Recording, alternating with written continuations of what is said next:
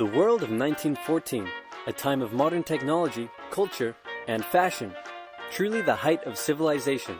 Let's have a war. Everyone knew a big war was coming. France wanted some stuff back that Germany had taken from it. Germany wanted to take more of everyone's stuff, and they were building a big sexy navy that was making the British uncomfortable.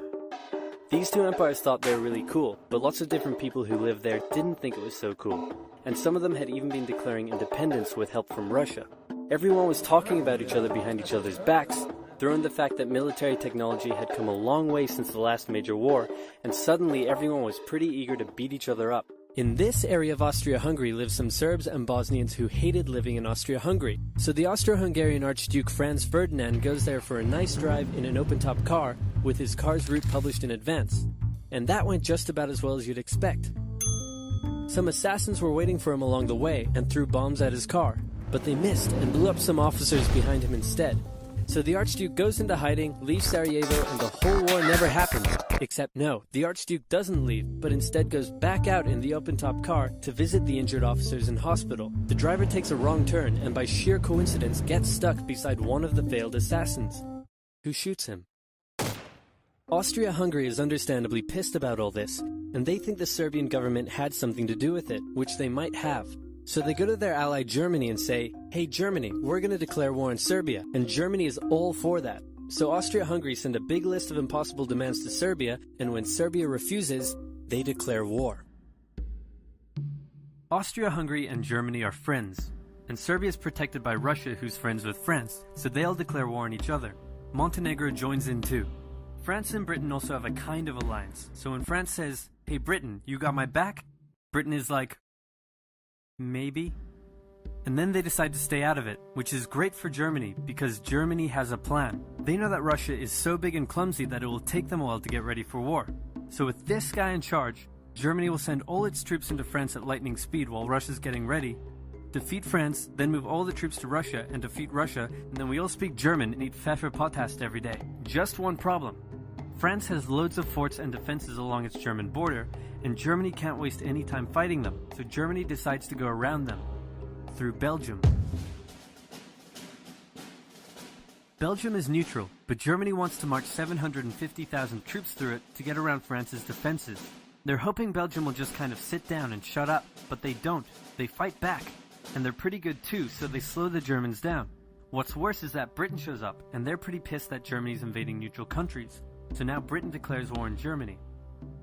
So Germany push on through Belgium and commit some atrocities along the way. They also wear spikes and sometimes skulls on the uniform. So if you're trying to not look like the bad guys, good job.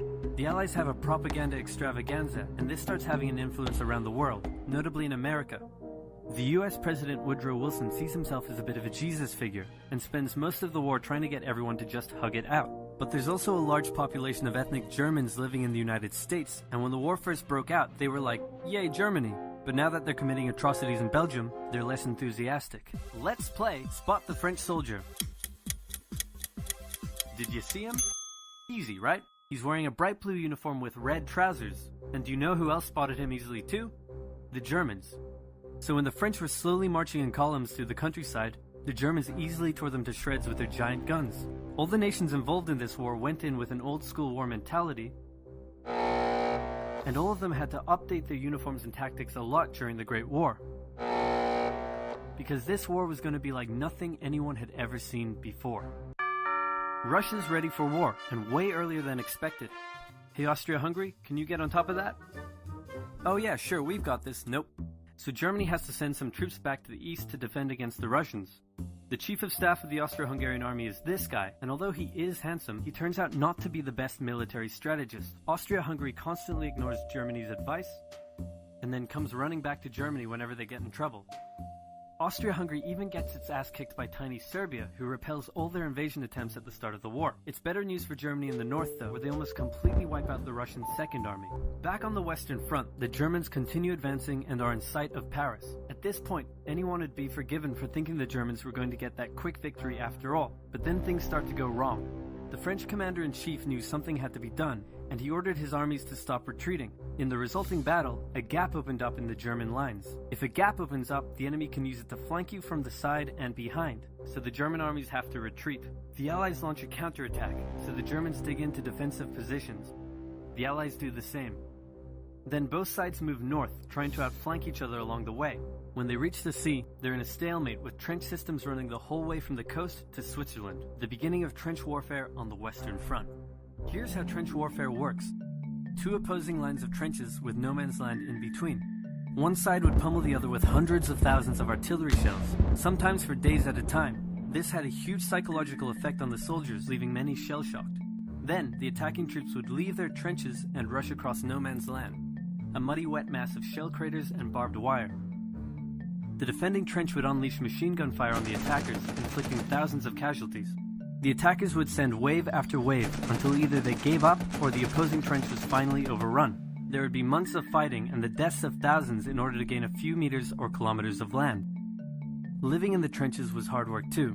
Corpses, mud that could swallow you whole, pools of poisonous water, rats, disease, the smell. It's insane that millions of soldiers put up with these conditions, and commanders ordered them to do so for years. Then the armistice was signed, and on that day the guns fell silent